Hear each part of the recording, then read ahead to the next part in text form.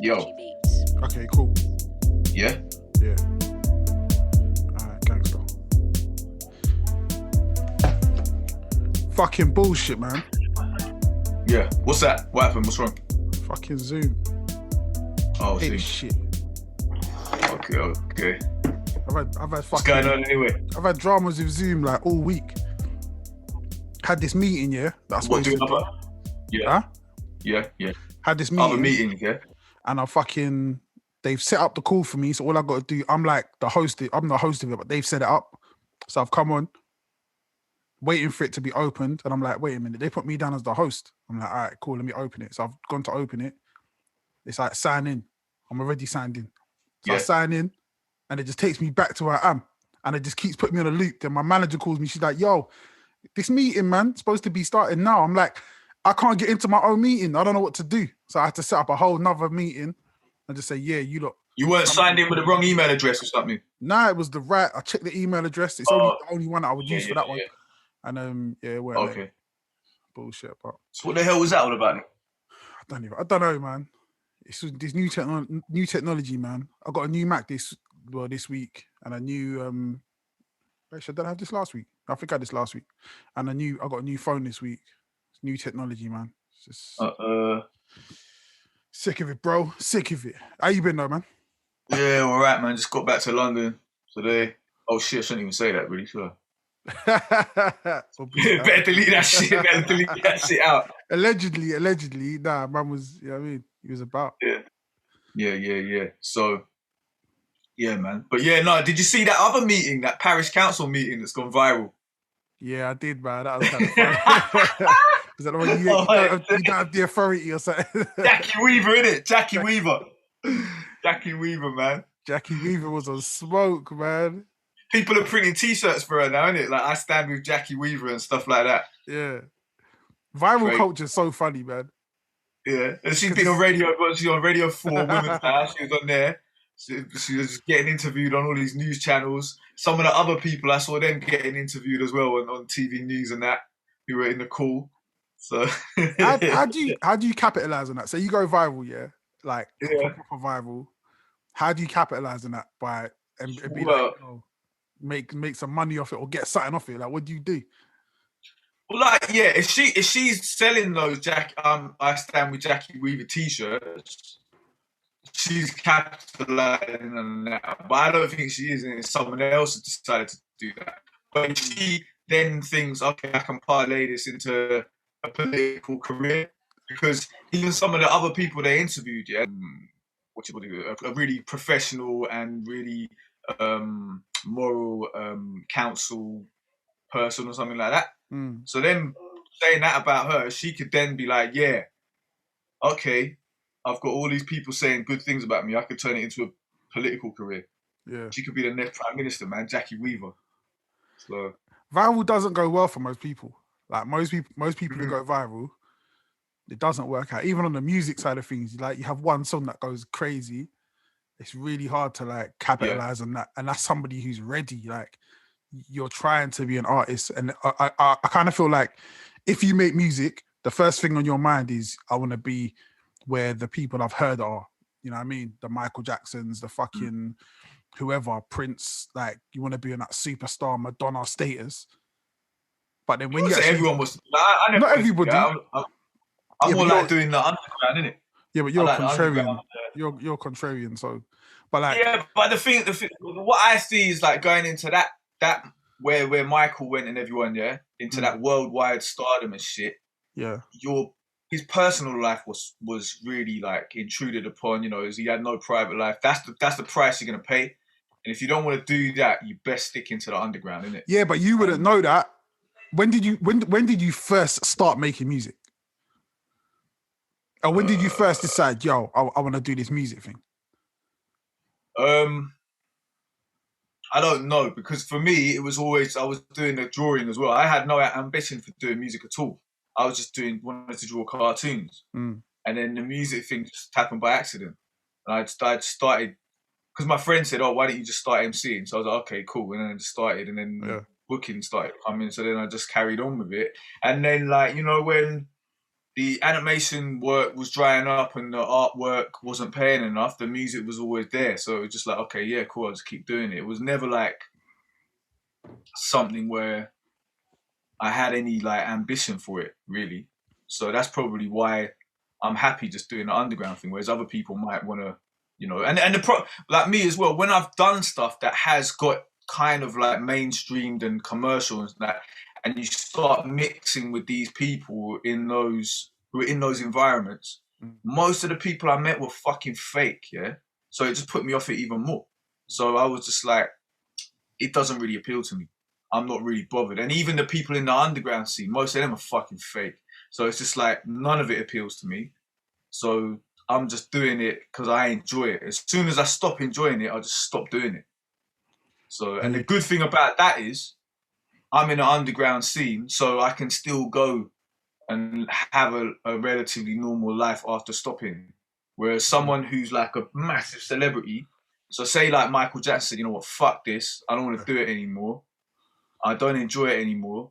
And I've blown all my money on stupid things for my house and buying, that Neverland Ranch and everything. Now I'm broke.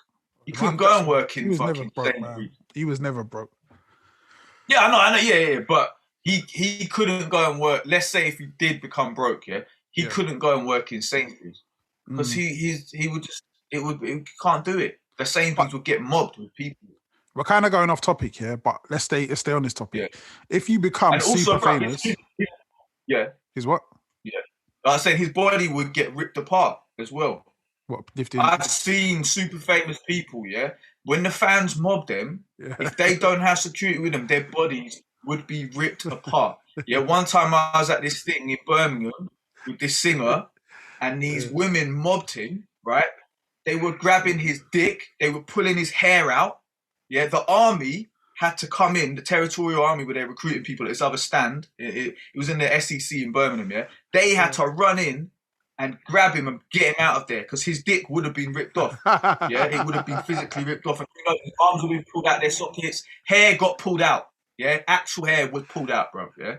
So this is what I'm saying. You can't be that kind of celebrity and ever live a normal life because your dick will get ripped off. It will get ripped off. I'm saying, bro, it's fucked. I was like, whoa. When you got to tell that. That's a good way to tell. We were on that same label as him. Yo, man. Yeah, and we were on that same label as him. I was like, fuck this fame shit. Fuck that shit. I don't want to get my dick ripped off, man. I don't want to get my dick ripped exactly. off. So I'm never going to be famous. I feel like, but the thing about having to work again, there's certain artists.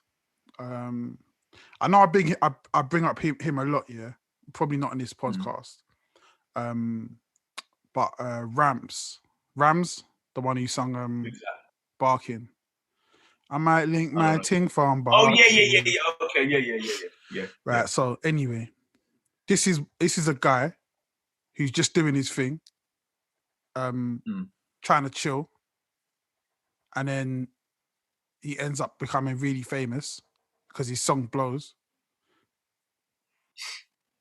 The thing with that, you're kind of in a position where like where what's coming next, innit? Like what's coming next.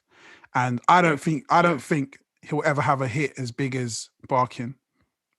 But at the same time, Barking got to such a place that from the residuals and from the royalties, he should be good for the majority of his life. Like I'm guessing the first initial boom of it got him to a place where, plus the shows as well, got him to a place where he can buy himself a new house in a nice new area.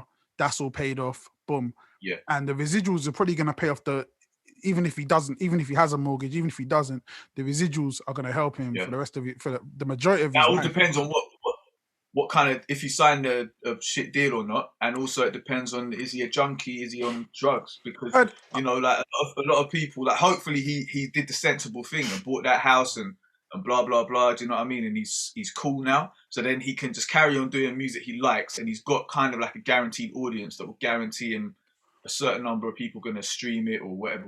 So he's got regular income coming in.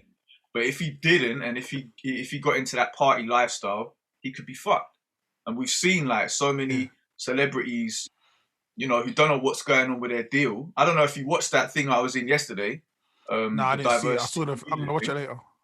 So some people didn't know about contracts, and they're singing on tunes that went #1, and they only got paid their session fee for being a session singer. Yeah. Yeah. And the lady's voice, Kelly Lee, she was on, like, she had 3 tunes, 2 tunes in I think in the top 10, and one was in the top 40, all at the same time, and she wasn't getting paid for any of them. And then do you know what I mean? And then what should she be getting paid? Allowed to PA them. What should she be getting paid? What should she be getting paid? I don't know, but if she'd have had, because what she said that she'd gone, it was her friend who had the studio, yeah? Yeah. And she'd just gone and been asked to be on these tunes and everything.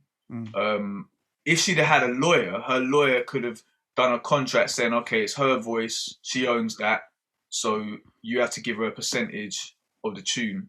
Do you know what I mean? But because she just went and done it as a session singer, the tunes are blown up, and now she's not getting paid shit. So that's fucked. But you know, if I was that producer of the tune, I would be like, I'm cutting her in on the money, and I'm gonna go and do, when I perform this tune out, I'm gonna have her singing, and I'm gonna credit her, because that's fair. I've always done that with any female vocalist that has gone on my tunes. Yeah. They get paid a percentage of the royalties. Wait, do you put them on the performance royalties? Because I guess they are a performer on the song. Yeah, and also they actually wrote the lyrics. Okay, if they wrote the lyrics, they write a credit as well. Yeah. So if they were just a performer, I put them on the performer royalties. But do you know what I'm saying? And then when we go and do a show, I break them off some money and whatever. Like, that's how. Why not? But she was saying that these people, they wouldn't even let her PA the thing.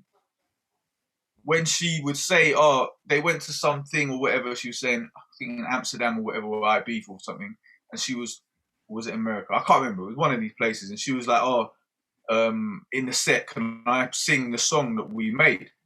And the manager went completely nuts at her and was really aggressive and everything. So then, do you know what I mean? It's really weird. It doesn't make any sense to me. Do you know who is absolutely smashing it as a singer with a band with Rudimental? You remember Bridget, my old roommate? Yeah, Bridget. Yeah, man. She is killing. I still follow, like, friends with her on Facebook and all that. But a lot of I mean, hopefully, like, she's been, you know, got a lawyer and everything all the time, because otherwise you get fucked in this thing, man. Like, there's like there's like Jenna G, big singer in the drum and bass scene and everything. She come out on Twitter the other day talking about this same issue, where people will use the vocals and they won't give them credit, and like, even like they won't, like, you know, like, okay, so you're a producer, you use some lady's vocal, that is like the thing that everyone's singing back, everyone's singing in the rave. When they hear that tune, they're singing that vocal, yeah? That's the thing that's really, like, you know, that's the icing on the cake. But then you're not gonna, when you go and DJ at a place, you're just gonna play the record and take all the money. Why don't you bring the woman out to sing? Like, number one, it's more interesting for the audience to see a PA and to see the lady who's singing it. And number two, it's fair. Like, what the fuck? These people are fucked up, man. I always feel like when it comes to splits, I don't think I've ever had a contracted split with any artist I've worked with. But I always give them probably more than I should. Just because I always want things to be fair, even if it is like you know what I mean? It's going to cut into what I'm doing. Even to the point where the track I did last week, not Friday just gone, the one before with Harry Shotter, I gave him the majority share on the song, because to me, I'm like, well, you're the bigger artist, innit? So it's 3 of us on the song. I'm just going to split it 3 ways. And obviously 33 don't go 3 ways. So someone's got to get more. I'm like, might as well give Harry Shot the extra point. Because some people, they'll give the producer 50%. Yeah. This is how they work it. They say producer takes 50 and everyone else who's on it is on the shares of the other 50. That's kind of how I would do it. That's how I do it normally. The only reason I didn't do it that way on that time is because the producer, it was produced by 2 different people.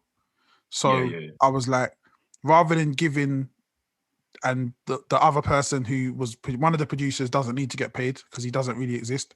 So I was like, all right, well, you can have that share. I'll have the writer's share and we'll just do it that way. But most times I will do it 50%. The producer gets 50%. And because of the way that I have my production set up, is I'll get 10% of that will then go to the engineer. So the engineer will get 10% of the producer split as well. Okay.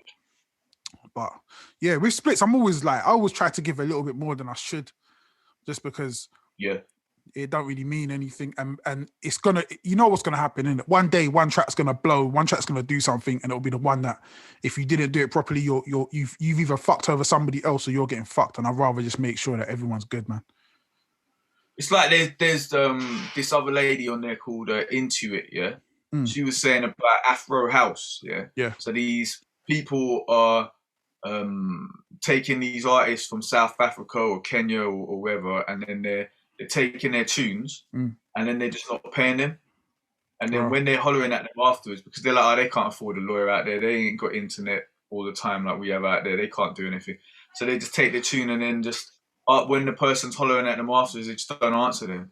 And that same thing, that's fucked, isn't it? Like that same thing, has happened in the British Indian music scene. There's be an Indian vocalist, that's really good. They'll contact him to get him to voice these tunes, and then they just won't. They'll either pay him some small amount, in rupees or something, and then they're creaming it off the tune over in England.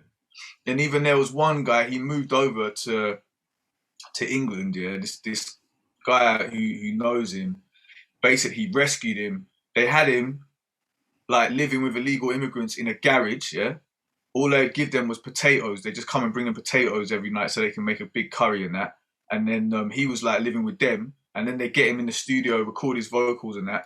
And then he ended up like, this guy I know, he managed to like say to him, what the fuck, man, what's going on? You're getting fucked. He didn't realize he was getting fucked.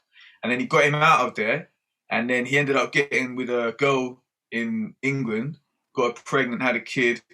Then these guys who, with the label apparently, they were pissed that he'd escaped from their clutches. So then they reported him to the immigration and he got sent back to India. Now he's over there and he can't come back to England. He's got a kid over here and it's all fucked. These people are evil, man. So that's what I'm saying, man. This music game is full of evil people. It's not even a music game. It's just the world in general, man. Just full of fucking cunts. Yeah, definitely. Whenever there's big money at stake, or even like sometimes I think because there's not enough money in the music game anymore, that it's making people more cuntish. I don't think so, you know. I don't think so. I think when the money's little, when there's no money involved, people kind of just do whatever. But when the money starts becoming like serious, that's when you start seeing people going really fighting for the percentages, because the percentage, like, you know what I mean, 100% of nothing is nothing. People don't really, you know what I mean? If you say, I'm going to give you 33%, they'll be like, all right, well, cool, whatever. I ain't getting nothing out of it anyway. But let's say we take that and we go, yo, this track is worth 250 grand. Then people start going, yo, nah, listen, I'm trying to get as much of that as I possibly can. Yeah. It's a mad thing, really, because if the track's worth 250 grand, or if it's worth $1 million, then you should all just be happy with getting a lot of money for it instead of fighting over it. I don't think that's what I'm saying, man. It goes different, because I feel like once you start doing that, everything changes, man.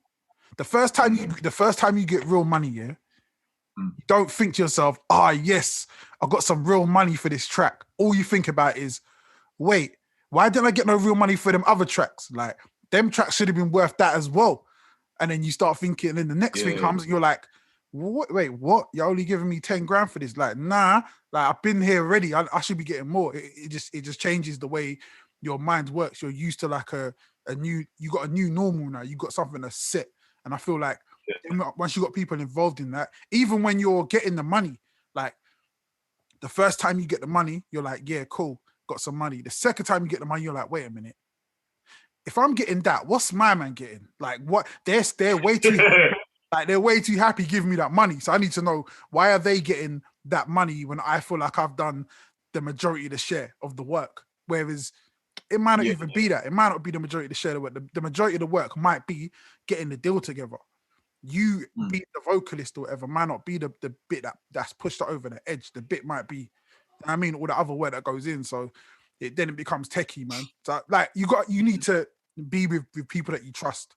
And yeah, definitely. I think that's the thing, man. Like, I'm lucky to be in a position where whenever there's real money involved, the other people that are involved in it, I feel like they have my best interest at hand. So I'm just kind of like, whatever they say, that's cool. I don't need to see this, that, and the third. I know what I want. If I have that, then I'm happy. I think when you start getting greedy, then it all goes wrong. I've been watching a lot of gangster films recently, and that's what happens, man. When you get too greedy, it all goes wrong, bruv. Yeah, but that's usually like when the person that gets too greedy, yeah, they start trying to take more of a percentage than everyone else, and then everyone else starts getting pissed off, and then eventually it all just fucks up.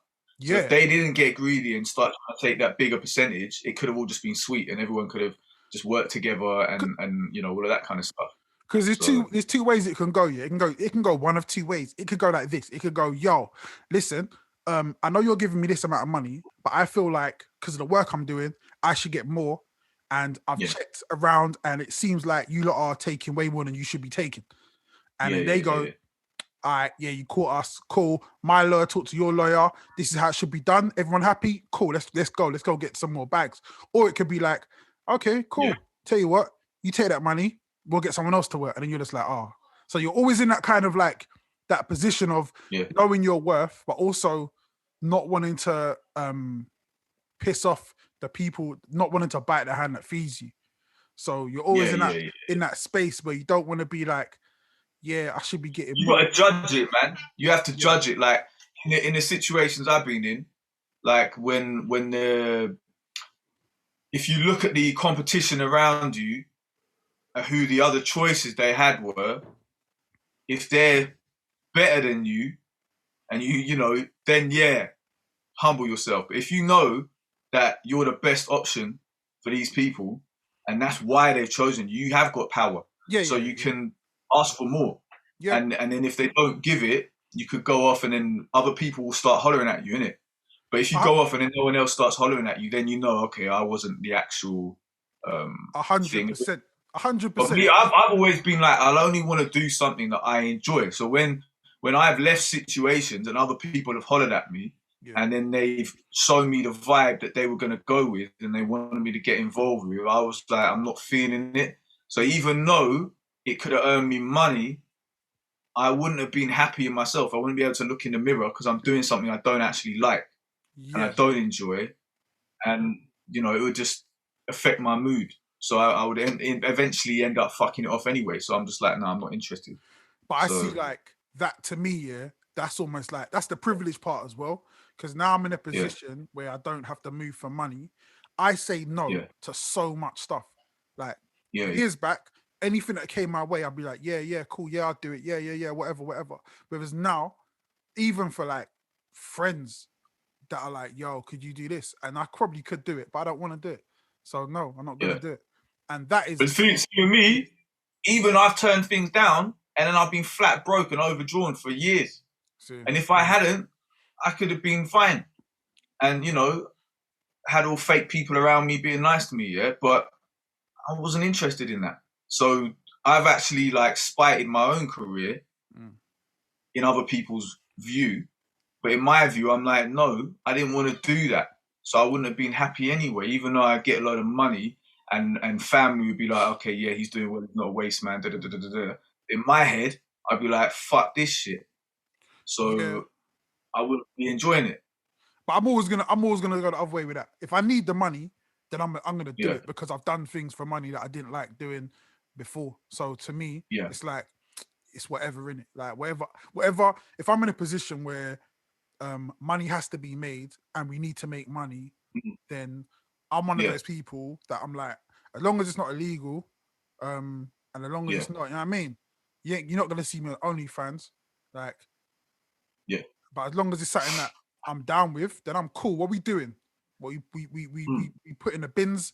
Am I a garbage disposal man?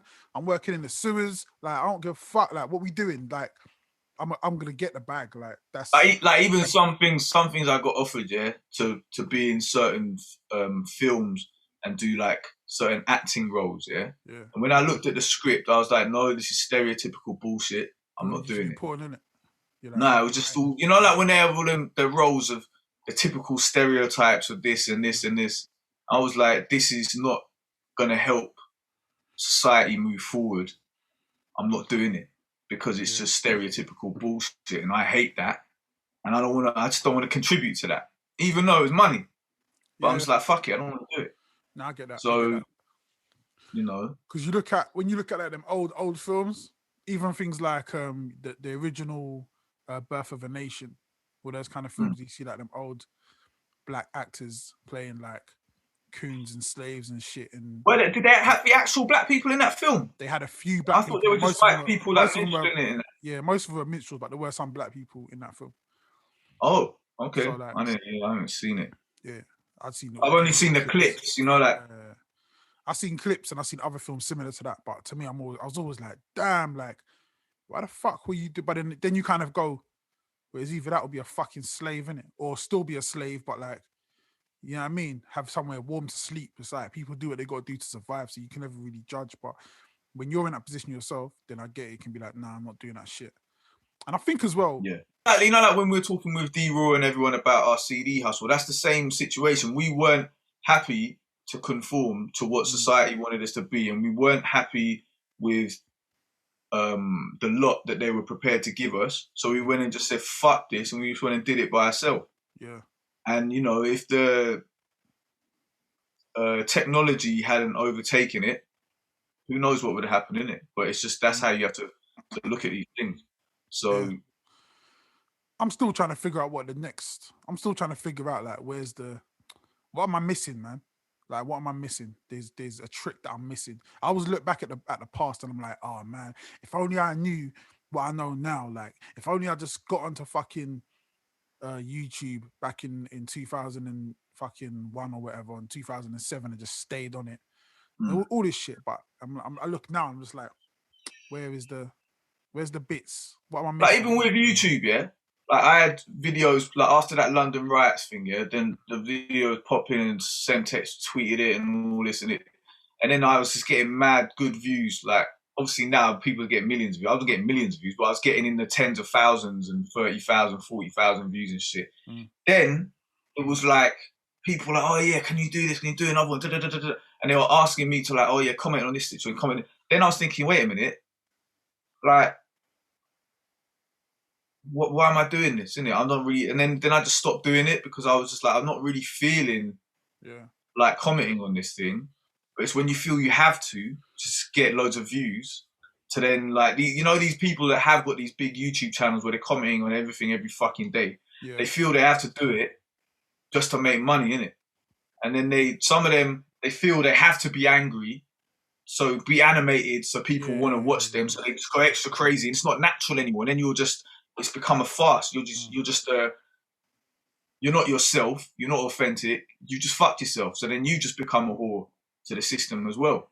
And which is the same as what these pop stars are doing, or these rappers who feel they have to act this way, or actors who feel they have to act this. Do you know what I mean? So it's just like, I'd rather like not do that and just be able to do something where I can be me and not have to pretend.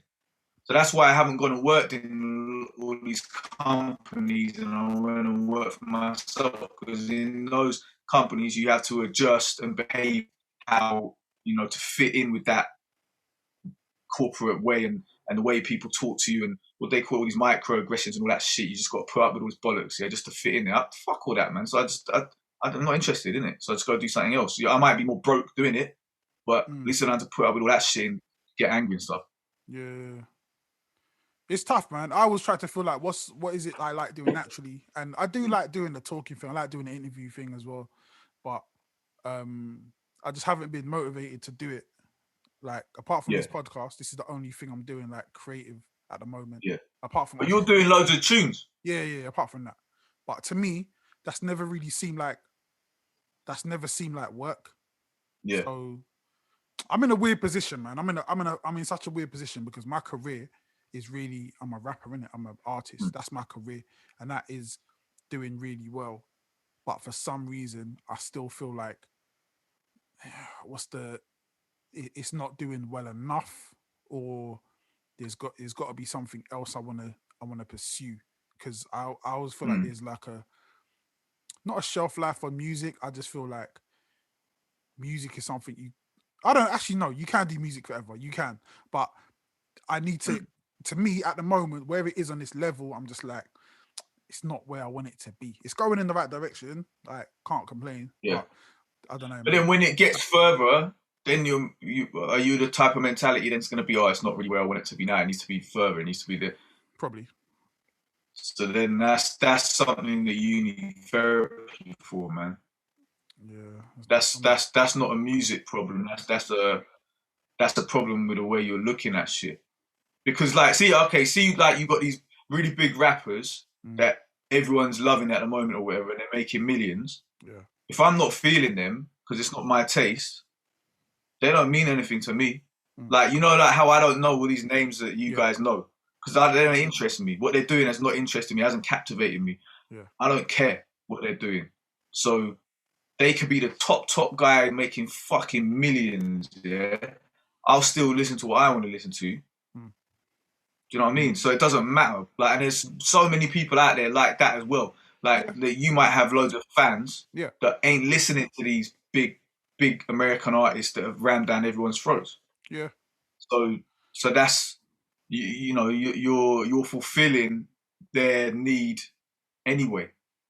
Yeah, I get that, man. I just feel like I don't know what the problem is, to be fair. It used to be like, oh, like it's not making enough money. Then it started making enough money. Then it's like, yeah, but go get bigger, go get bigger. And I don't know, we're getting there, but it's a lot of I don't know. Yeah, you're right. I need therapy, man. But like, I've seen like these top people, yeah, and half of them are junkies, bro. They're fucked. So when I've been with them and I've seen how they're getting down, I'm like, it doesn't interest me. Like, making it like them because they're fucked, and they ended up going to the fucking Priory anyway. Yeah, there's a massive like part of our rap community that are on that junkie wave. And I'm not even talking about I'm talking about dance music that I've been involved, anything, like all of these things, like even rock bands. Yeah, when I've done stuff that had a famous rock artist there, then I've seen how they behaved. It's fucked. So, you know, none of it makes me give two fucks about all this fame shit or any of it, because I just see it as just a fucking waste of time. It's just all fake. But but I get that shit. That's the thing that was like, I understand that, yeah, and I get that. But I think for me, it's still a case of like, I know, jumping up and touching a backboard don't really mean shit, but I still want to be like, jump up and touch, say, yo, I did it. Yo, I dunked it. Like, to me, that's the thing. So it's like, I've still got things that I want to get to. And it's always the same way, because like what will happen is things that are big for other people, I never see them as big. Like, I never see them as this is massive. Yes. It's like, or even if I do, it's only for a moment. It's like, yes, done it. Boom. Now what's next? And even within it, it's never like, I say a classic example. One of the biggest things I've done is performing at Wembley. Yeah. When I did that, I didn't really tell no one I was going to do it. I just did it on the quiet, because I just wanted to get it done. Boom, did it. And I remember being on stage and just being like, yo, you need to take this shit in, because this is a once in a lifetime thing. Not everyone gets to do this shit. Like, you done this shit. Like, you know what I mean? And then in my head, I was like, you earned it. Huh? I said you earned it. Yeah, 100%. But in my head, I was like, 12,000 people here. They like what I did. They're cheering, but they didn't come here for me. Yeah. So I was like, you know what I mean? It's cool, but it ain't like, you know what I mean? it'd be a totally different thing if it was like, nah, you got 12,000 people for your, I mean, to come and hear your Yeah, set. yeah. So, Yeah. and to me, it's that with everything. It's always like, yeah, you got this. But the other problem is, yeah, our generation of people doing rap music, black music in the UK, we didn't get the opportunities that the other people got later. The kind of push for the tune, the technology wasn't there to make it go viral, you know, and all that kind of stuff, to then have situations like that. So like some of these rappers now, like where the tunes, you know, where they're in the play, everyone's there for them. They're rapping it. They're only saying half the sentence. Everyone is screaming the rest of it back. Yeah. That, like, I mean, that happened for me when I was doing the other stuff, yeah, that I did. I won't even say the name of that because of that whole situation pissed me off. That happened there, right? Because the promotion and the marketing was there. You need that. And UK hip hop did not have that. Yeah. I mean, now it's got it and you're seeing the fruits of it, yeah? But there was a documentary on this thing called gully rap in India. I don't know if you've seen that. I don't know if it's on Vice or something like that, Vice TV or something. But it's a new kind of rap that's blowing up in India in like the poor neighborhoods and stuff in certain cities, yeah? They call it gully rap, innit? And the first generation of those guys didn't get any of the limelight, but now the second generation, that is because it's more cemented, it's grown, the second generation are blowing up and they're getting like contracts to do, you know, big fucking shows. They're doing songs for movies and all this kind of stuff. And the guy there who was like one of the pioneers of it, he said that's always like that for the first generation. We got to put in that work. We won't get the glory, but we get to see the thing blow up, yeah. And we can feel happy that we contributed to it. Yeah. But he's still seen as a mentor by those second generation ones. So he is getting in on projects and stuff like that. I think he's producing for a lot of them and shit. So he is earning the benefits of it like that as well. But then in other scenes, you've got like that first generation, and they're the ones like in drum and bass, that first generation in jungle and that, they're still like at the top of it. They've managed to hold on to that for themselves. And then that comes under criticism. They get called gatekeepers and they're not letting any new talent in and blah, blah, blah. So in drum and bass, a lot of people, they left and went to garage and then grime and everything like that. And then it kind of skipped the whole generation. So you had the same names on the lineups for like 20 years. And then only in like 2012 onwards or whatever, you had new names coming in. And now it's like there's a good mix of new generation artists and these older generation artists. But it was like a whole mid-generation, which was our generation, got missed out. So our generation has basically, or I wouldn't even say our generation, because generation is 25 years, isn't it? It's like our like 5 year space, yeah? We got fucked apart from about 3 people. Because of this, not because of any people not trying hard or anything. It's just because of the situation. So our generation who said, fuck this, and went and started their own genre like Wiley, he's done well. Yeah. And now he's that first generation in grime, innit? Yeah. So he's done well. But in other countries where it's not receptive to that, like in, say, in India, they didn't know about really like rap music and everything too tough. So that first generation is always going to be fucked, yeah? The second generation, after the foundation's been there, is going to do well. Whereas in England, you had the pirate radio foundation there. You had all of the elements there for then when a new scene gets made, it will blow if it's got legs, isn't it? So that's happened with grime, with the funky house thing, and now the Afro beats and then Afro house and all this kind of stuff. Each successive wave has got a foundation that's been laid off for so much hard work from all the people who did pirate radio to begin with in the 80s and the sound system culture and all this kind of stuff. They've laid that foundation. Some of them haven't made millions or anything, but they laid that foundation. It's like in America, you know, like Kool Herc and all them guys. He never become a millionaire and that out of hip hop, but he's seen what he helped create go fucking massive, innit? Yeah. So I feel like I'm in like a weird space because it's like I'm not someone the other day was like, oh, you're one of the pioneers. It's like, no, I'm not one of the pioneers. I was just there at a time where UK hip hop was growing in it. But then yeah, because I've kind of moved away from the scene, but I'm still part of the scene, I'm kind of respected everywhere, which is cool, which means I can get to do what I want to do. I can do grime, I can do hip hop, rap, whatever. But at the same time, it still feels like for everyone else on the outside looking in, I feel like everyone feels like, yeah, man, you're killing it. But on the inside, I'm just like, I'm doing okay, and I'm keeping up with a lot of you, but at the same time, you lot have a lot more. You got a lot again. That marketing budget is a lot bigger for you lot. You lot got a lot more backing. mm, Whereas with me, it's just me. yeah, And yeah. It's also about youth as well. Like these labels, mm, they know that. Okay, so if you're a young guy and you're like 16 or whatever, you mm, got all the people in school still who know you in your local area. yeah, If you do a tune that everyone likes, your mates are going to share it more. They're going to get more gassed off you. They're going to make more hype. yeah, People are going to start talking more. It's going to spread like wildfire. yeah, And yeah, that's who yeah. the label's going to look at. When you hit your 30s or whatever, all your friends are like taking care of their kids or they're Yeah, doing they don't this give a and that. fuck. They ain't going to come and see you at no shows. They ain't going to Yeah. share your mix. They ain't going to do nothing. Or, you know, your tune or whatever.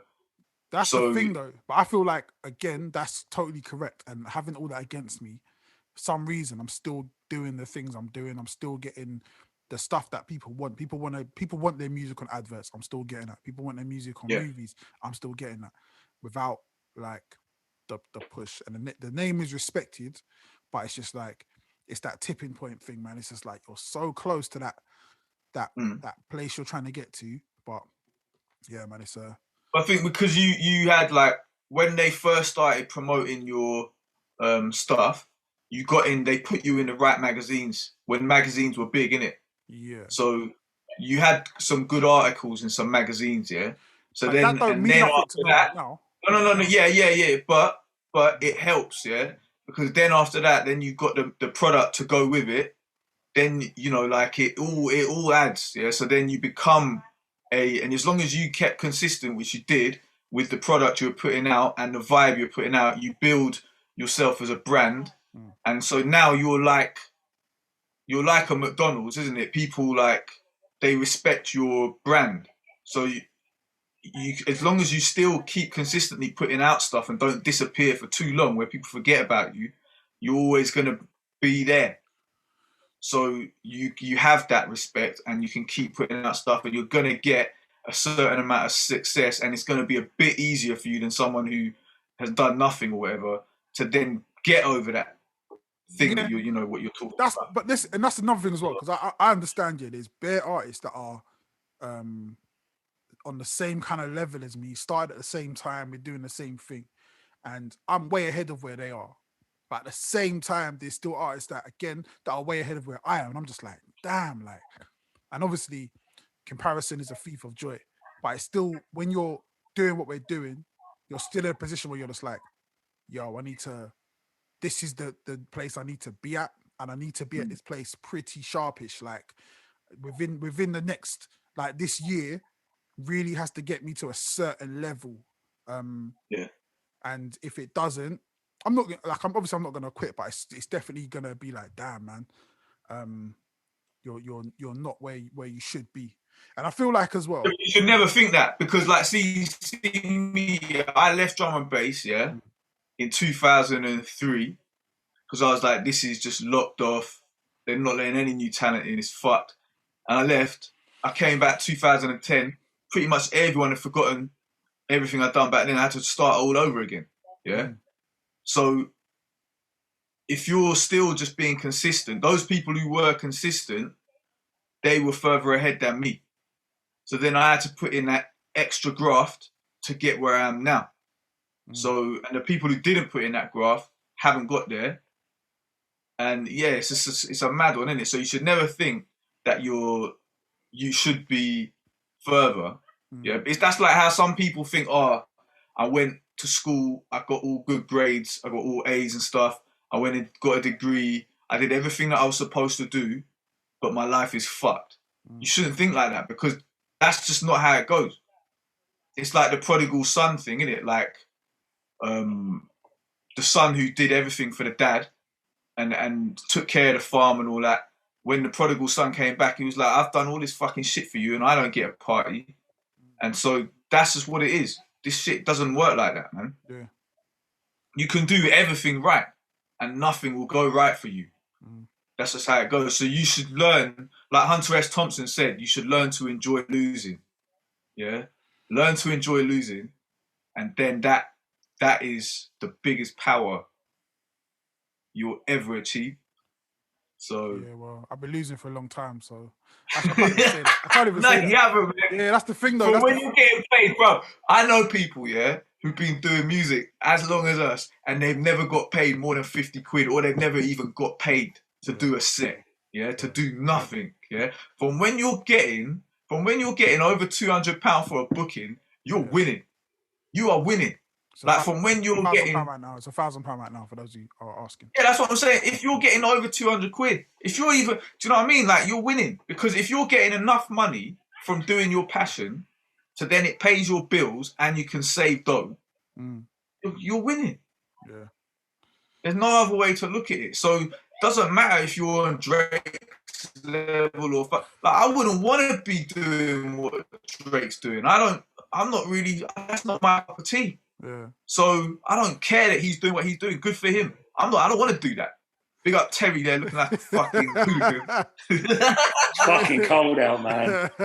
Is your boiler still not working? Is that why you got boiler's working. I just needed to warm my face up after fucking walking from the station. Yeah, yeah. Plus, I never get to wear my Carhartt balaclava. Was that a Carhartt balaclava? Fucking right it is. What else would it be? Come on, wow. A Carhartt goon, you know what time it is. Fucking around. All Carhartt out. Yeah, so we were just talking. Jen was saying he doesn't feel like he's got where he's meant to be, and I was just like, fuck that shit. Fuck that attitude, man. He was giving me a pep talk. He was like, fuck that shit, man. You're doing good, son. Well, I kind of agree with Jen. You should be a lot bigger.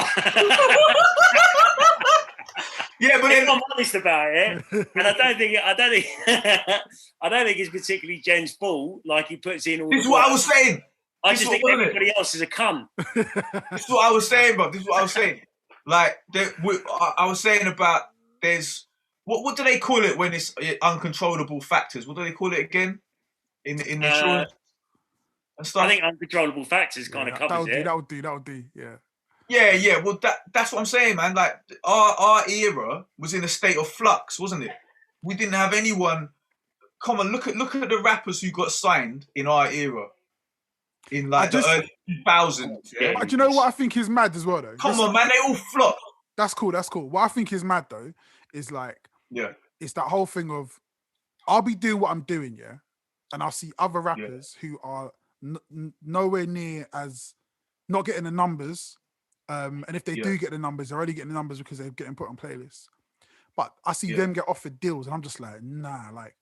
And even if the deal's shit, I'm still thinking like, why am I not like? I should be offered a deal, and I do, and I know what the thing is. The thing is, it's that whole thing of they see the fucking the guys see the sexy girl, and they think, oh, I've got nothing to offer. They're intimidated, and I get that side of things because I've had labels say to me, oh well. Did you just compare yourself to a sexy girl? The sexiest of girls. Like I'm a bad B up in this. Let me finish this thought. Yeah, go on. And what they've said is, the problem is we have nothing we can offer you because you do everything yourself. So again, the only deal we're going to offer you, you're never going to like it, whatever. And it's like, okay, cool, I do get that. But at the same time, it'd be nice to be asked to the fucking prom. Yeah. But like, even that's like with me, yeah? Like, so people have said to me, I'm not going to help you because you help yourself anyway. But I feel I have to help this person because they're such a waste man. I've got to help them. And I'm like, well, fuck you then, innit? I'm like, fuck you. What the fuck? But it's like that prodigal son thing, innit? The prodigal son was a waste man. He came home, his dad fucking helped him out and shown him enough love. And the son who worked hard all the time, the dad treated him like a cunt. So that's just how life goes, isn't it? He did. Like He people, like, if they see, guys, read your Bible and get the actual real story. AC's simplified version isn't how the if people see isn't the you, story of the prodigal son, but yeah. you know what I mean? If people see you as self-sufficient, they don't give a fuck about you, innit? Yeah. That's like, AC's okay, he'll do it. Genesis is okay. They do their thing anyway. They don't need any help. Yeah, I do need fucking help. That's it right there. I mean, but what do you really need apart from? I need loads of money. I need That's the point, isn't it? Like most artists just we need money. injection. We need a promo injection. Yeah. That's what we need. We Yeah, need but that's that, the thing. It's just money, isn't it? Like if like a third party is bringing money to the table, then instantly you're in debt. At this moment in time, you're not in debt to anybody, and everything that you make yours. So I'm not trying to make you feel better, because I do definitely think you should be bigger. But and I think you got a point. But that is always the point, that if you get all this cash injection, you get this extra promotion, you get all these resources put in front of you, ultimately you're going to pay for it anyway. Yeah. It just depends on the splits that you negotiate, which we were talking about before as well. Like I had the tunes, when I had the tune on the MTV Base and we got in the top 10, the label didn't even put it out, and people were recognizing me all over the fucking country for this tune. Yeah, and the label was so stupid, they didn't even put it out. They just had it on the album. And I'm like, where's the single? Put the fucking single out. Yeah, you're getting top 40. What the fuck are you doing? But because they didn't. They didn't believe in it, or I don't know what the fuck. They didn't expect it to do what it did. Yeah. So that's the thing. You're always working on someone else's rules when you're in that scenario. You totally work, because it's very rare. I mean, it does happen, but it's very rare that a record label will come in and go, right, here's some money, do whatever the fuck you want. It doesn't really work like that, because what they're bringing to the table is their expertise and what they feel like their expertise are in. So maybe that's singles, radio promotion, whatever, to get you as big as possible.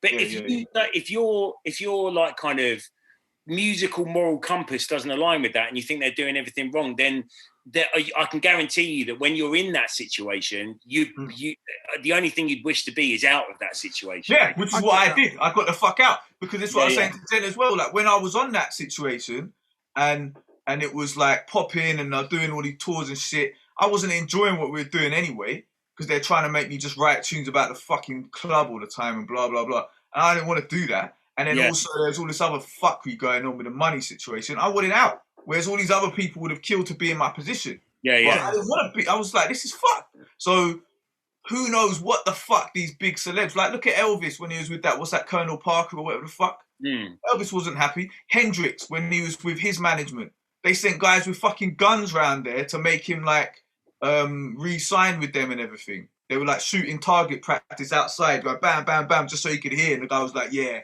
coming back to us, you're coming back. He was scared, so he went back to them. He wasn't happy even. He was a massive fucking star all over the world, and then he ended up dying of a drug overdose or whatever. Maybe that was him getting what do they call it? Self-medicating from the depression he was feeling from being stuck in that situation. This is what Jenny's doing. He's self-medicating with Pop-Tarts.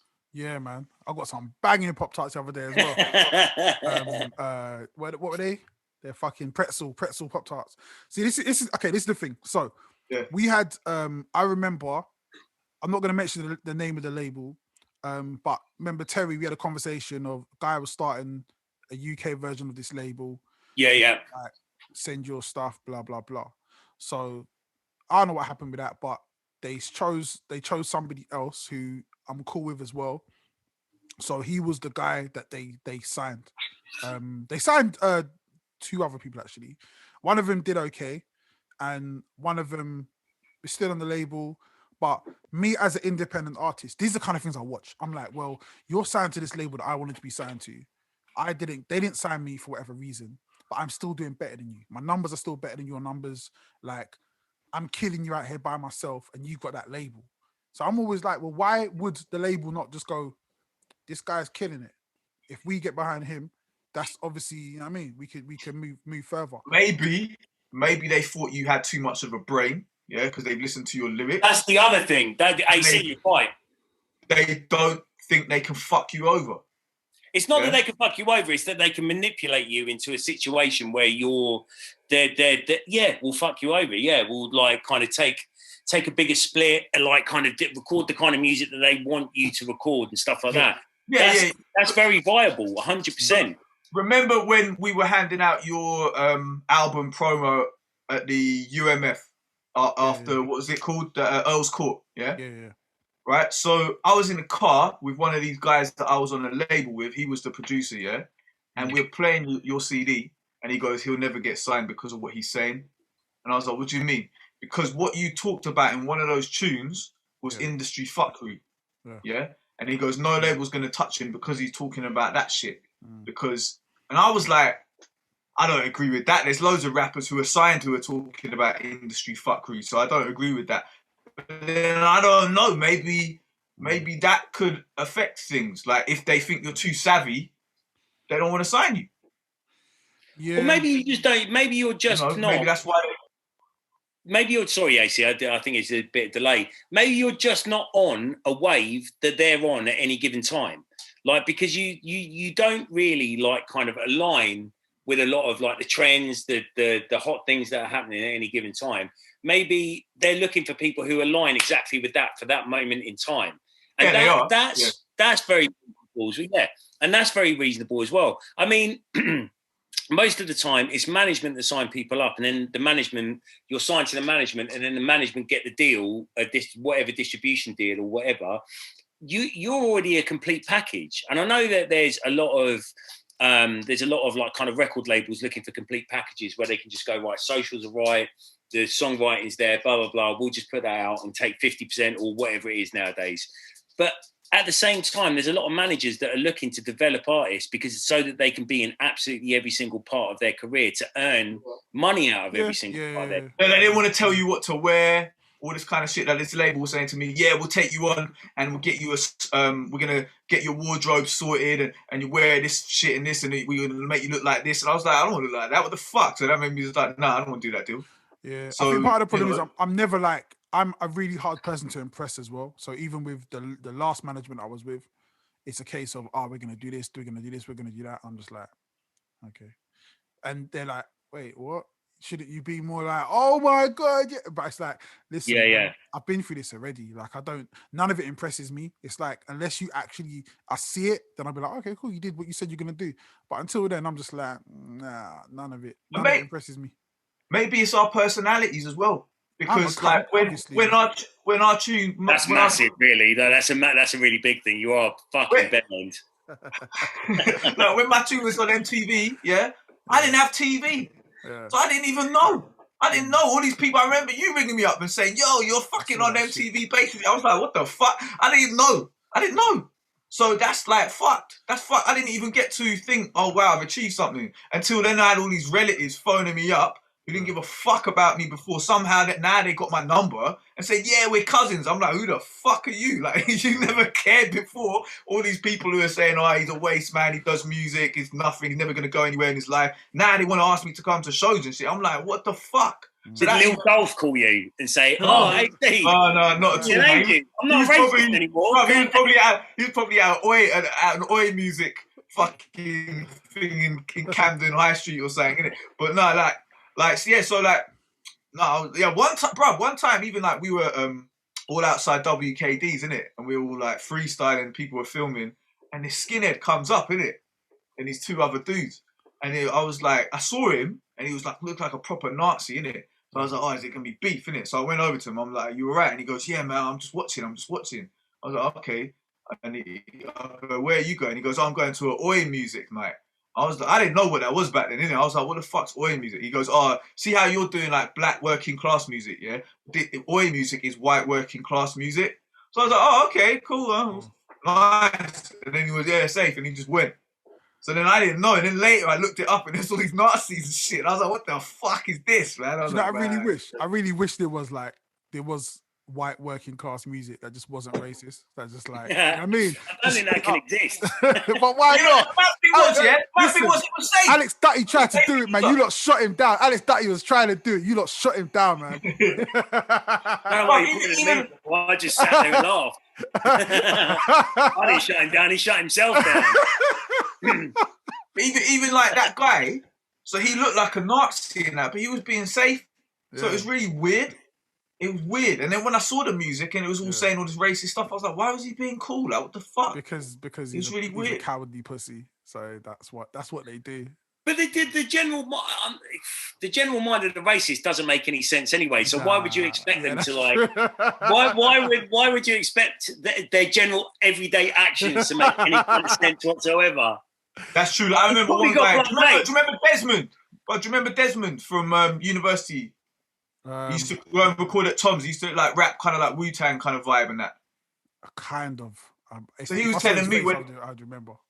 He had cane rows and that, and he always wore a do-rag, innit? He went to... Do you know about me? No, it wasn't you. He went to school in, like, West, and he was saying that there were, like, Nazis in his school and that. Yeah. And then one day they'd be calling him the N-word and everything. Yeah. And the next day they'd be like, oh, yeah, you're right, Des, how you doing? And he'd be like, what the fuck? So, it's like what you're saying, Terry, it's just weird, isn't it? It doesn't make any sense. It was like that, Foxy. Yeah, that's exactly what I was about to say. Like, me and Eugene would get off the bus and people would like kind of shout the P word at Eugene or whatever. Like, and they're kids that we knew. And then we see them at school the next day and be like, safe, Huge. Like, it doesn't make any sense. I put this fucking guy in hospital, scarred him for life. And the guy still saw me and was like, you all right, mate? Well, Terry was telling me at Carnival last year, all these guys he used to fight with, they were all there and they all had like Jamaican flags on them and they were drinking Red Stripe, going, yeah, Johnny, yeah, I'm a beard. Listen, one of the first times, obviously we're not supposed to talk violence in this podcast. I've been told we're not supposed to do it. But I'll tell you one time, which was one of the funniest times, was when I literally first moved to South Oxy. And I'm with my brother, I'm with Terra, we got off the train and the week before, with a couple of days before, this guy started on him and he sparked the guy out. So we get off the train at Carhartt Park and they're on the other side of the platform. So he's like, oh, it's them, man. So I'm like, oh, shit, here we go. So we're getting ready to like, I mean, just round two, back to, lay them out. And the guy's like, wait. He goes, mate, I tell you what, yeah, I've never been hit that hard in my life, man. That was a fucking wicked punch. He's like, I tell you what, mate. He goes, anytime you want a beer, yeah, on me, mate. I got a beer for you. We're like, what the hell is going on? Like, you were calling him racist names yesterday. Then he knocked your teeth out, and now you want to be friends with him. Like, yeah, it's weird. That's how it goes sometimes. You know when they talk about that toxic masculinity thing, innit? Yeah. That's like an illustration of that.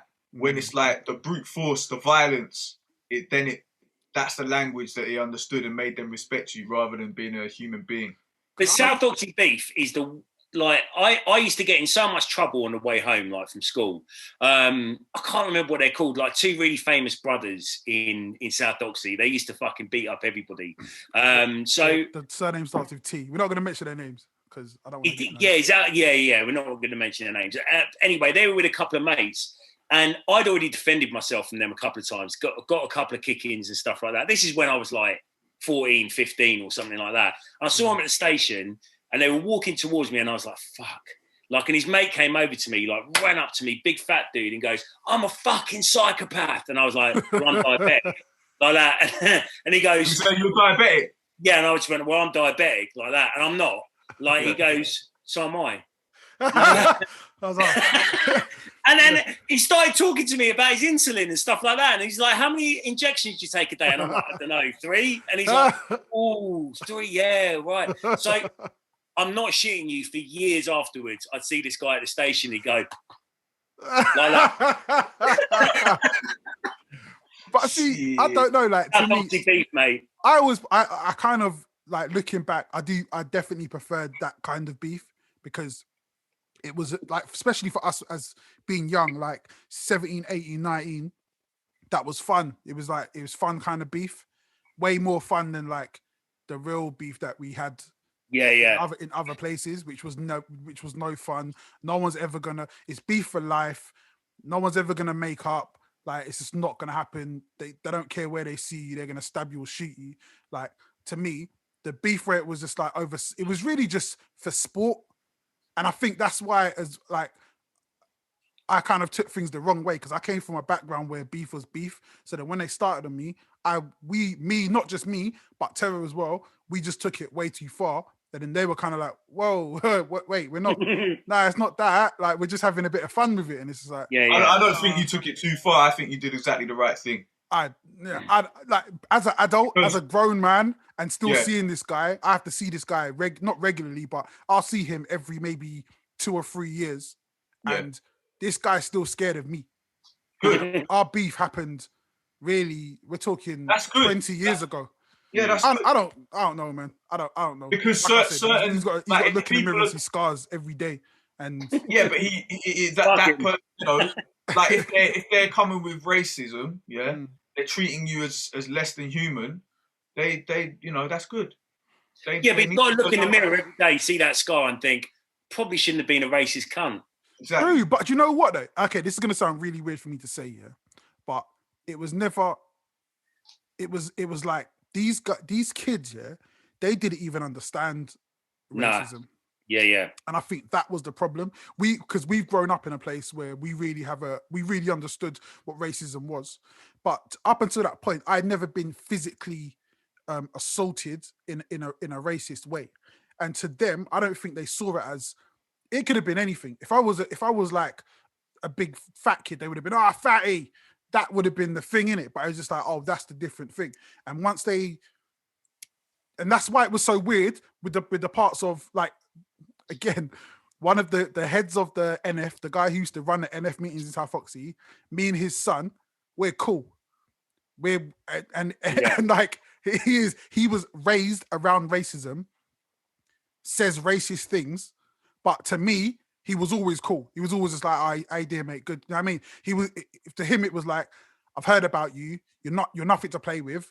We're gonna be cool. Because, and to me, that's like, you ain't really that racist then. You're just like, you're racist to people you think you can be horrible to. You're a bully basically. You're just a bully. Yeah.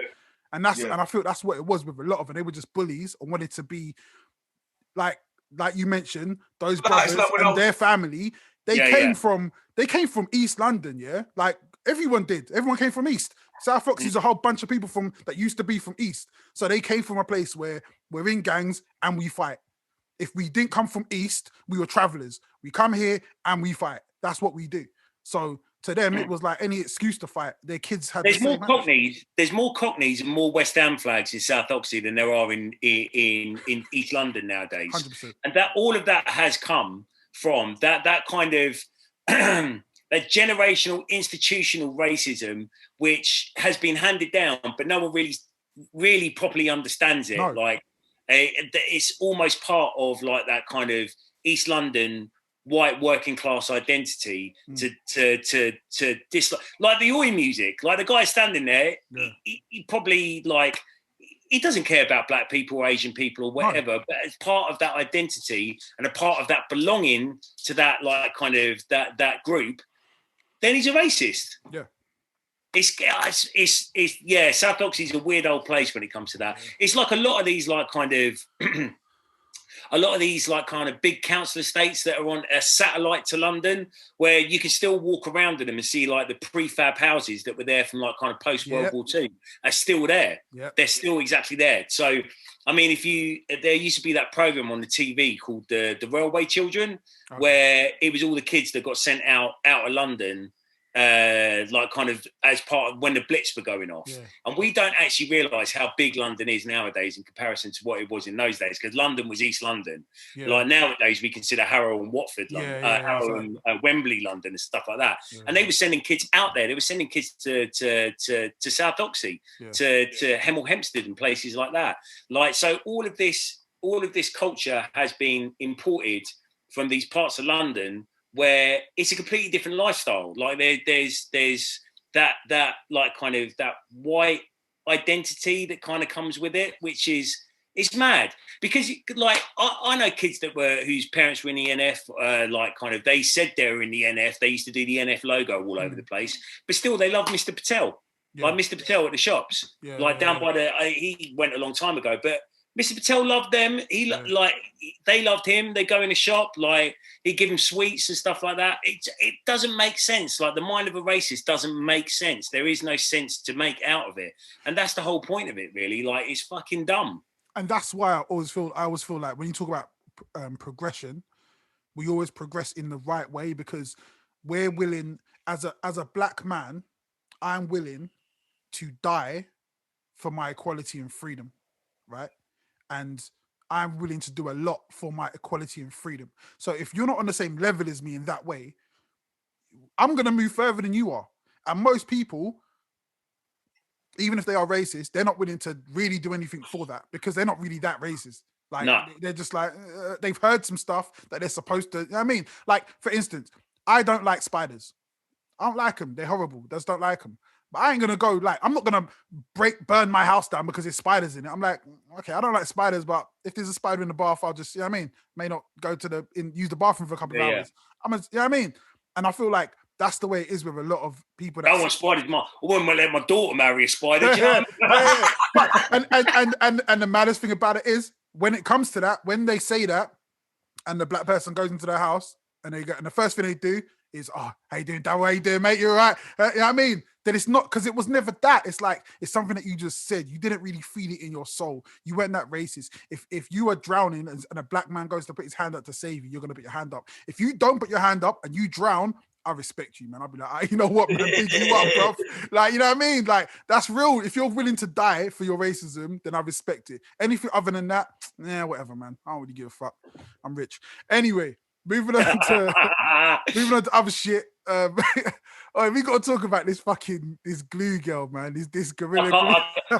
You know what? I refuse to get into this too much because as a white man, I shouldn't be talking about black women's hair. Stay out of black women's business. But was that? You know the picture I sent you. You know the picture I sent you in the chat where it shows the results of getting it taken out by the doctor, and there's like a ball. I think that was fake. That actually her, or was that fake? I think that was fake. But only because I don't know. I think that's the only resolution to it. To be honest, you ever got Gorilla Glue on your fingers? People use Gorilla Glue to, like, if they get stabbed, they use it to, like, they don't want to go to hospital. They use Gorilla Glue. I've had my the shower curtain rail up in my bathroom for 3 years using Gorilla Glue. I fucking fall against it all the time. Like I can hang off of it. Yeah. I sent that picture that you sent to me, AC. You put in the chat. I sent it to Snowy Danger, and I said, apparently that last picture's fake. And he just, that's what's gonna happen, though, isn't it? Did she really do that, or was it just? Did she just? No, fake she definitely did that. That shit is real, yeah, man. You can check her TikTok, you can check her Instagram and her YouTube page. It documents as much as it's got, which is why that one with her being bald isn't on there. So I'm like, nah, that's not official. But even if it's not official, that is definitely what's going to happen. Yeah, man. The second picture, the second picture where she's there and it's like they're washing her hair or something. Is that real? Like, so they're washing her hair? Yeah. So what are they trying to wash it with to get the glue out, or what? What can they wash it with? Yeah, they're trying it with different lighter fluids or something. It's got to be, isn't it? I don't know what they're putting on her hair because they gave her some stuff to bring home. So her sister, who was also, you got to check her sister's TikTok as well because she'll give you some other angles or other information. Her sister was trying to help her, but she's putting this stuff on her head and you can see that it's burning. And she's like, and they're like, I don't know what's going on, man. So, yeah, will it all pull out the roots of the hair as well and she'll be bald for life or what? I don't think it'll kill the roots. I don't think so. Well, mind you, I'm not a fucking doctor. I'm not a fucking doctor, AC. I'm not a fucking doctor, but I don't know. I feel like it could go really bad, man. I think this could go really bad. Hopefully, they just have to shave it off. They just have to cut it off with scissors. Nah, they can't get that. You can't get that. It's I mean, too flat on the head, isn't it? Too flat on the head, bro. What are they going to shave it off with? A grenade? It's like it's literally stuck. She should just, well, you know what, yeah? She's just going to have it like that until her natural hair grows, yeah? That's what I was thinking earlier. No, but it can't, it's not doing that because basically she'd already had it up. She's already said she had it like that for a month. So within a month, your hair grows 1/4 centimeter a month. So she should have had some growth pushing through. But I think because the Gorilla Glue, what it's done is like it's killed the follicles, so that it can't. There's nothing getting. There's no. To stay that like she just had to stay like that for life. Then no, that's it. That's her. Hope that star. Yeah, but surely the I mean, because if the flesh can't breathe and can't get oxygenated, yeah, the flesh is going to die. Like she skin will die. Yeah, the skin will die. Should I say? Yeah.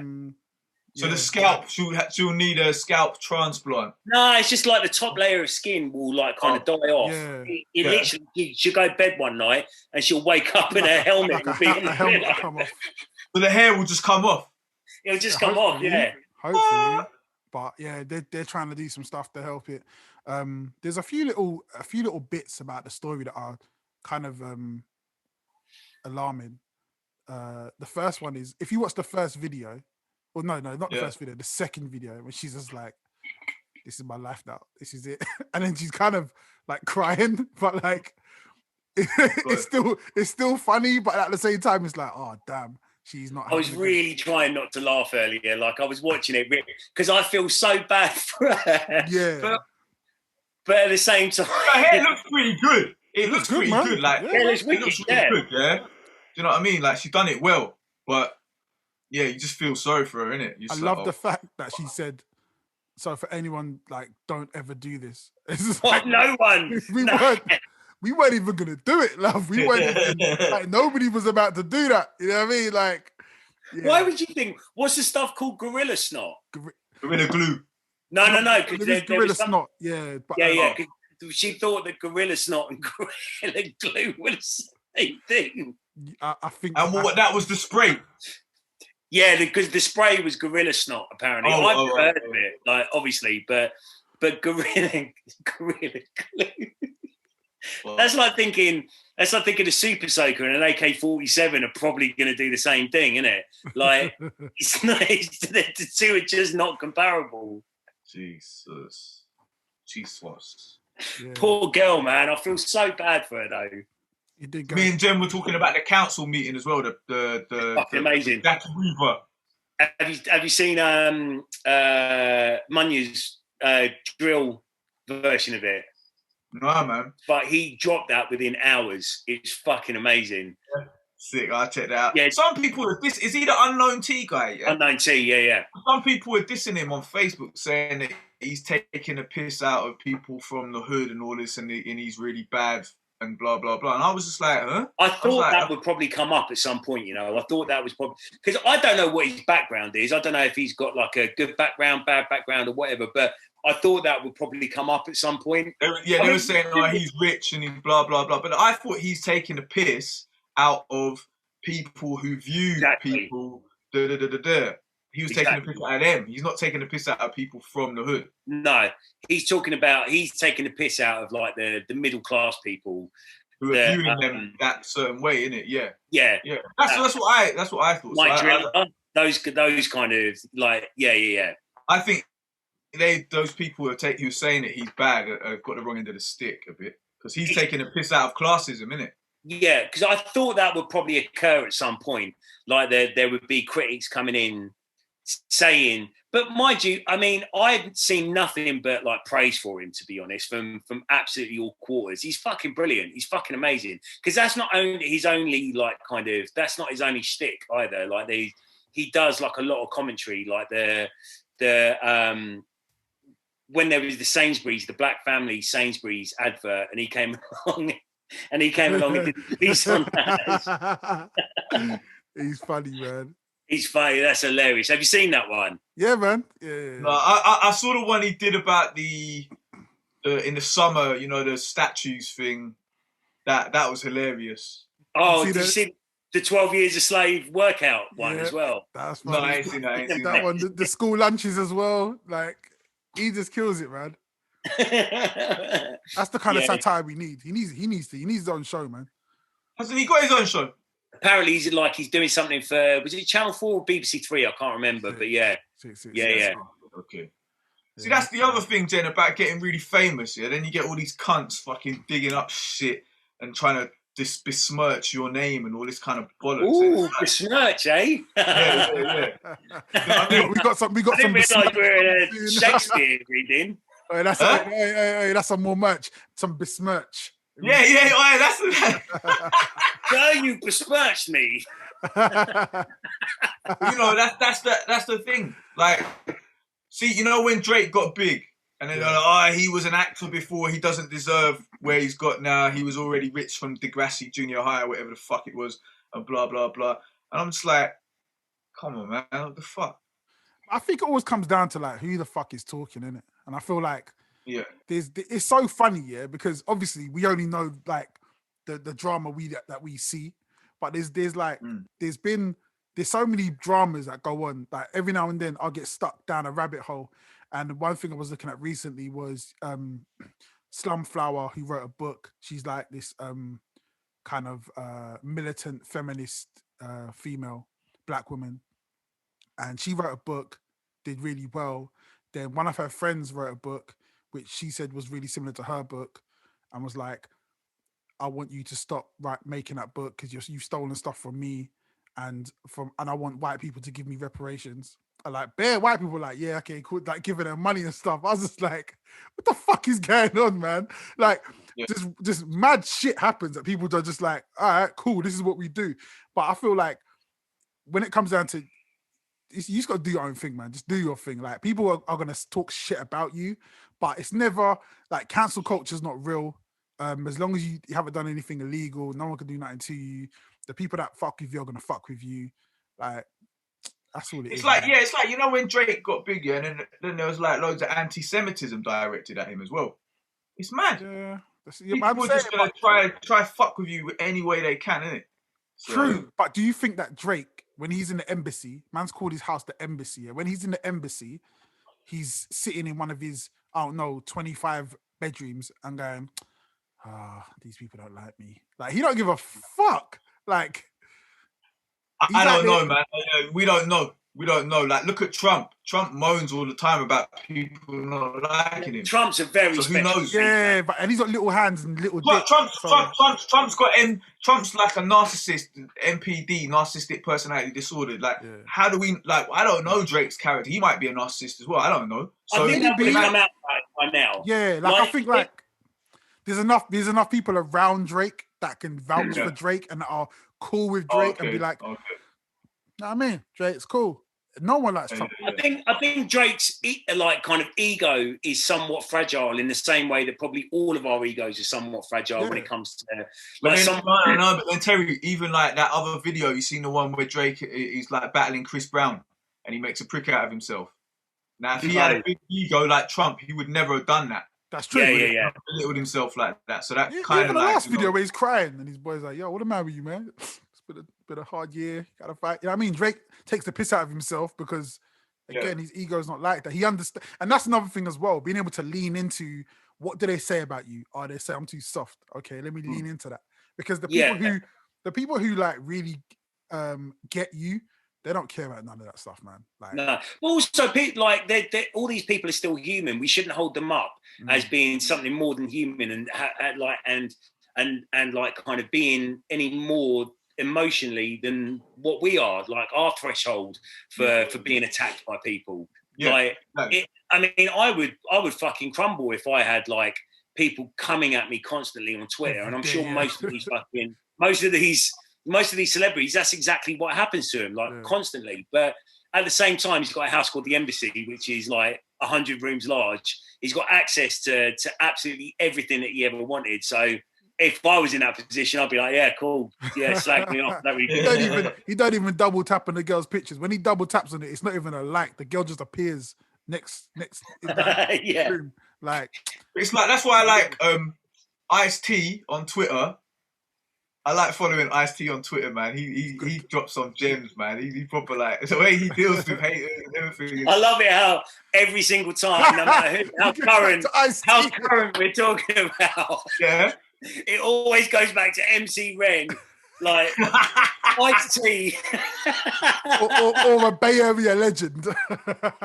Bay Area legend, yeah. Who else? Yeah, I just love Spice One on Twitter.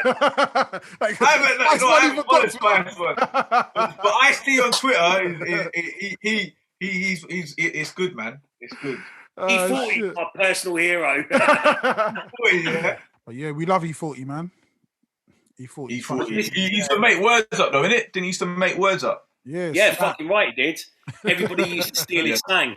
So you just see So everyone used to steal it, yeah? Yeah. I never bought one of his albums. I've only heard him like featured on tracks. Of course I ain't got no E40, bruv. I've got no E40 album. Have you not been at London Gateway and it's been like $2.99 for his Slurricane album or something? Nah, man. I've never bought an E40 album. I've only put like on features that I've heard him on, innit? I've never actually listened to one of his albums. You're not a real old school West Coast head, man. Nah, take the khakis off, bro. I don't know why you off. I don't know why you don't think I am. Like I know like certain artists, but I don't know everyone. The first time I saw you, you had your khakis in a crease and you were crip walking. I was like, I'm not an aficionado. I'm not a connoisseur.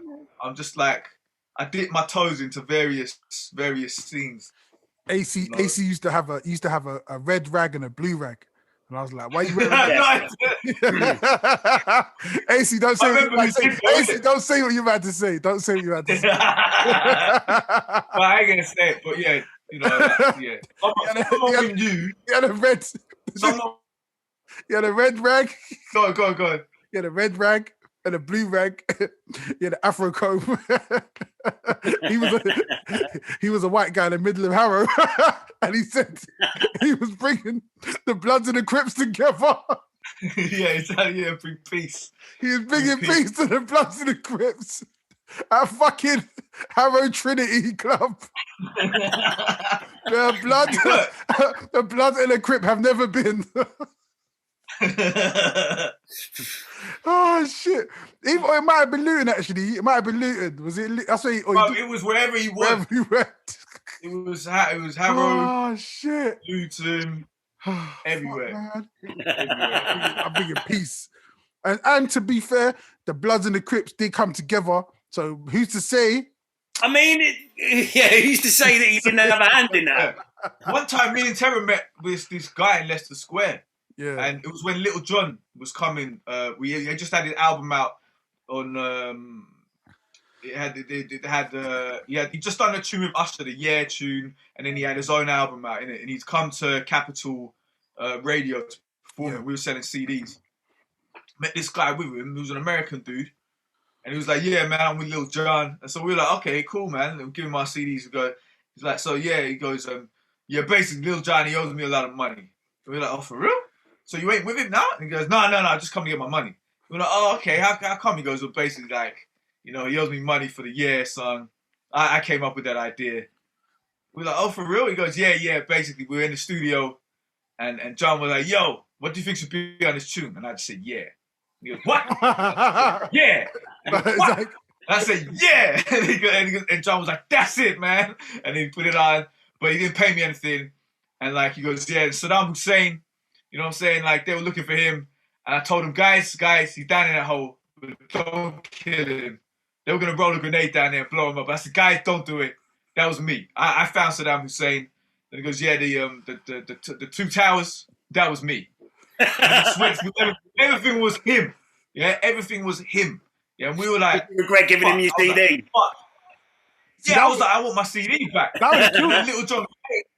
Huh? That would have killed him in court, because if he took Little John to court and was like, yeah, judge, listen, I came up with that was my idea. And the judge would be like, okay.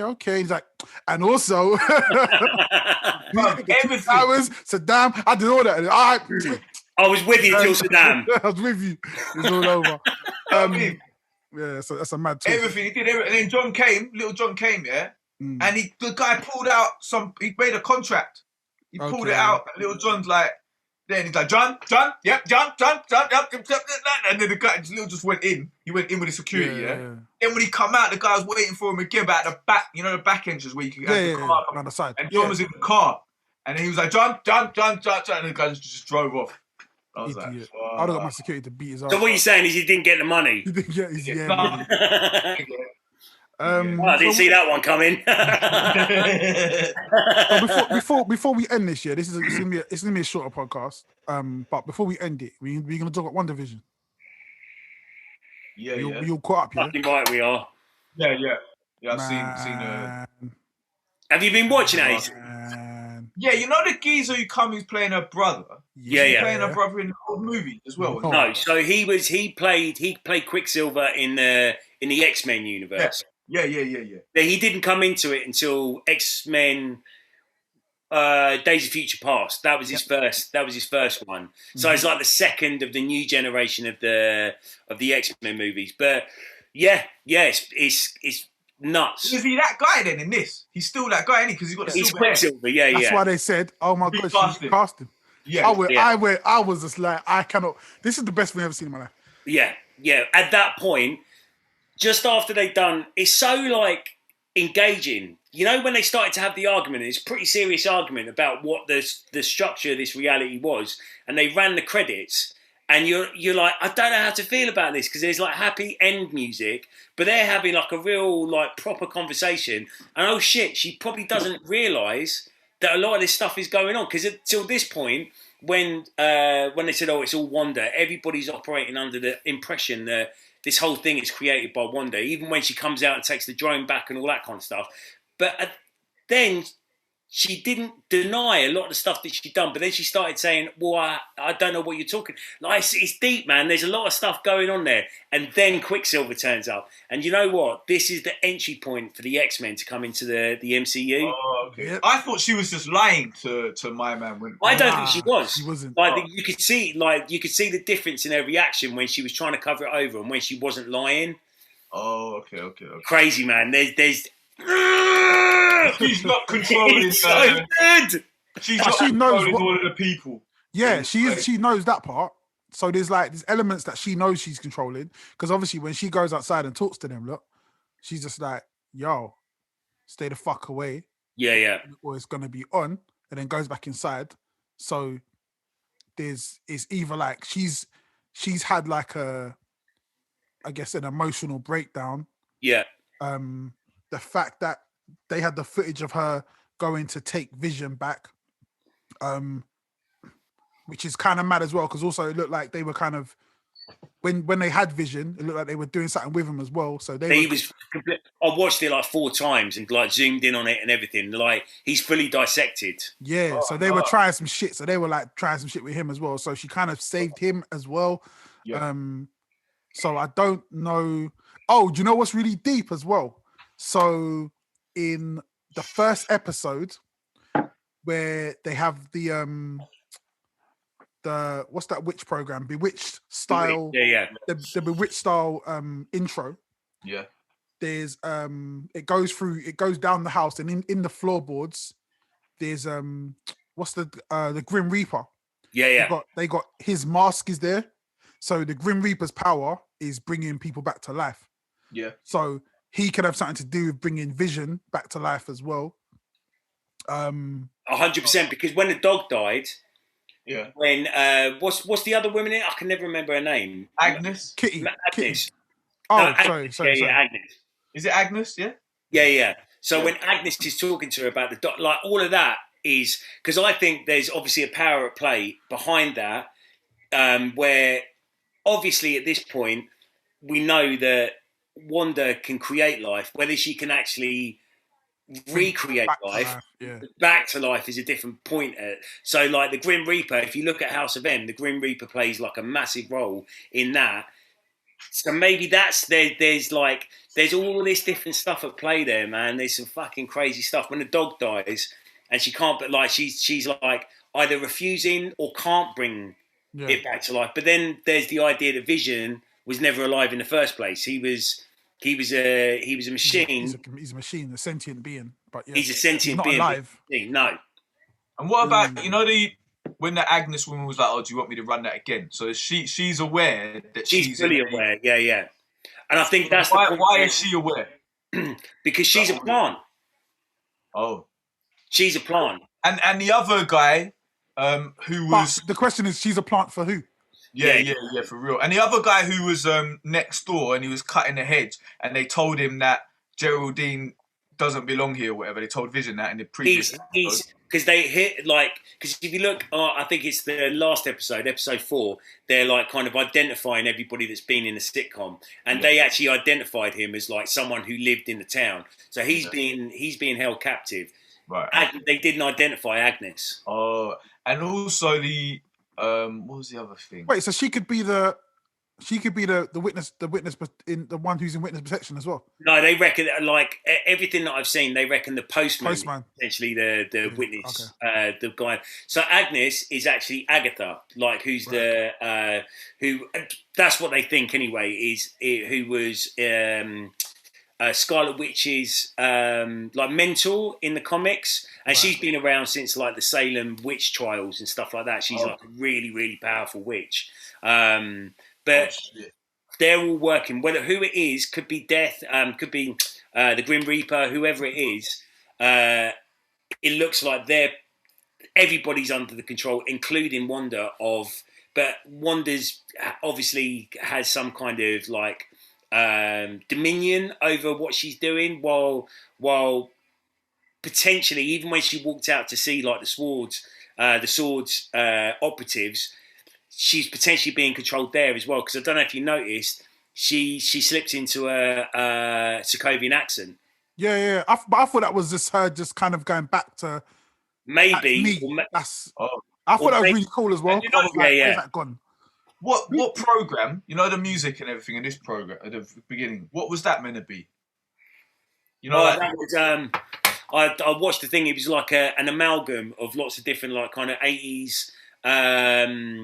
I don't know any of the 80s ones. We never used to get all the 80s sitcoms. We get all the 90s ones. But who do you watch for the breakdowns? What ones do you watch? Do you watch Heavy Spoilers?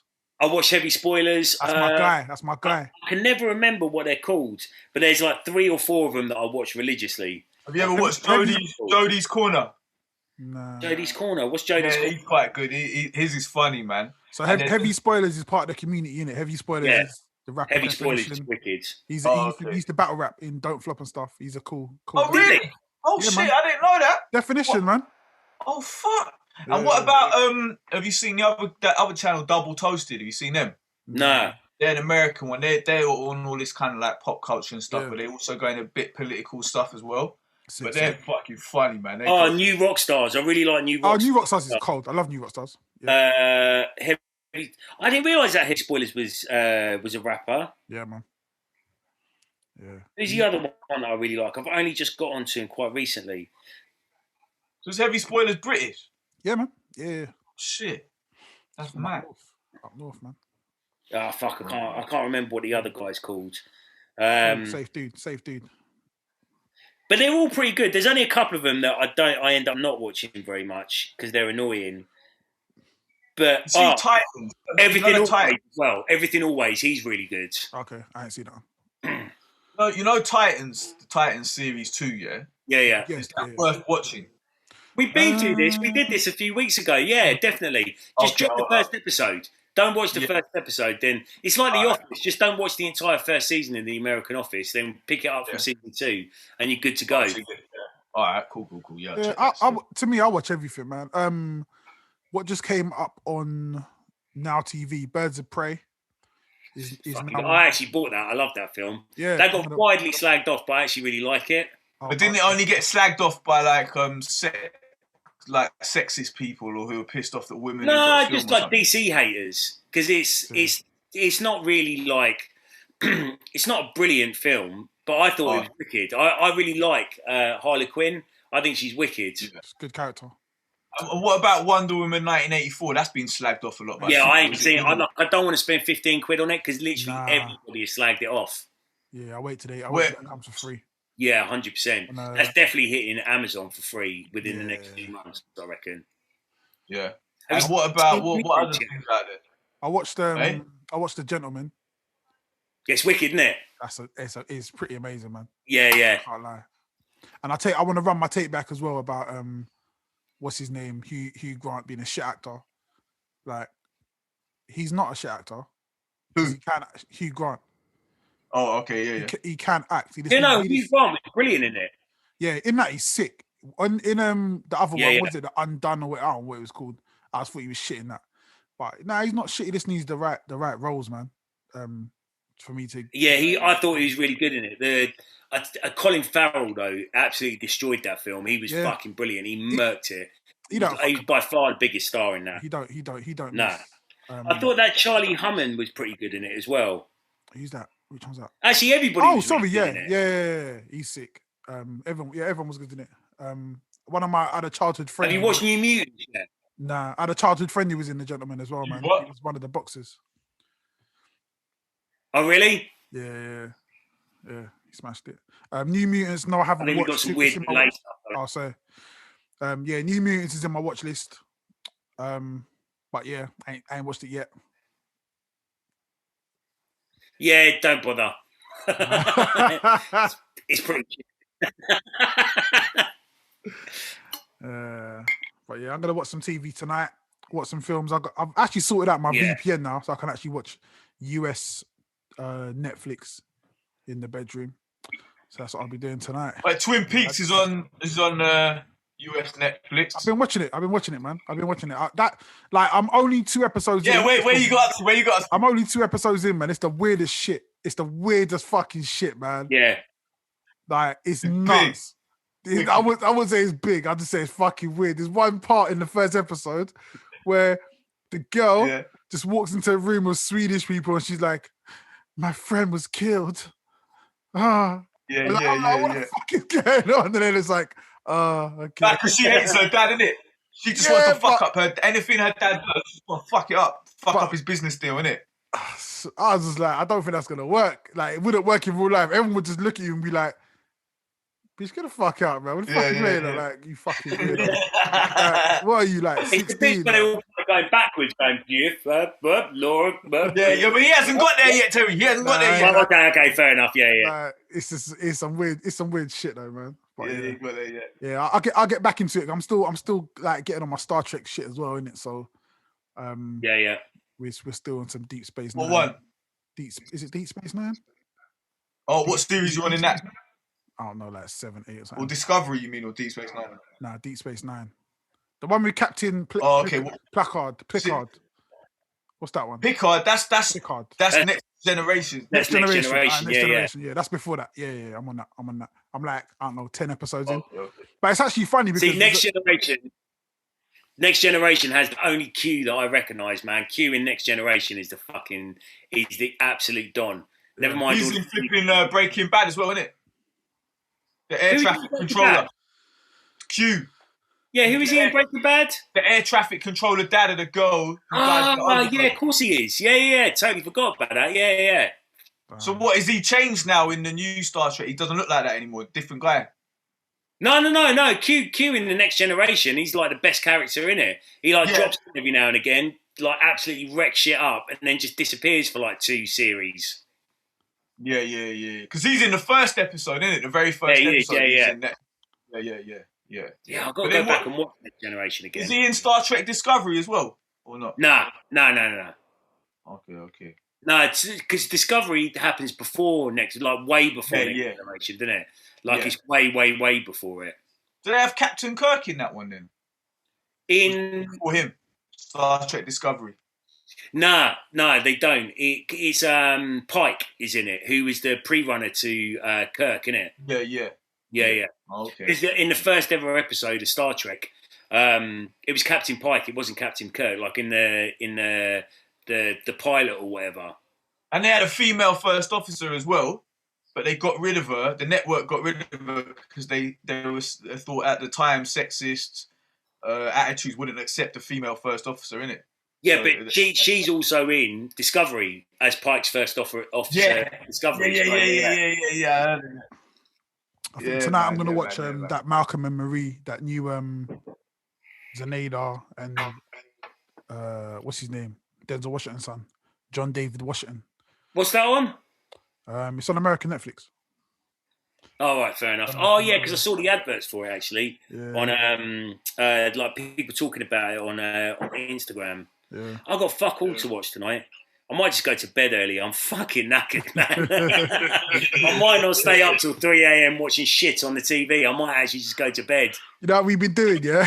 We've been watching films, yeah? And then after watching a film to like midnight, 1 a.m, we then go to bed and watch Hoarders till we fall asleep. You know what I watched the other day? I was to fall asleep, yeah?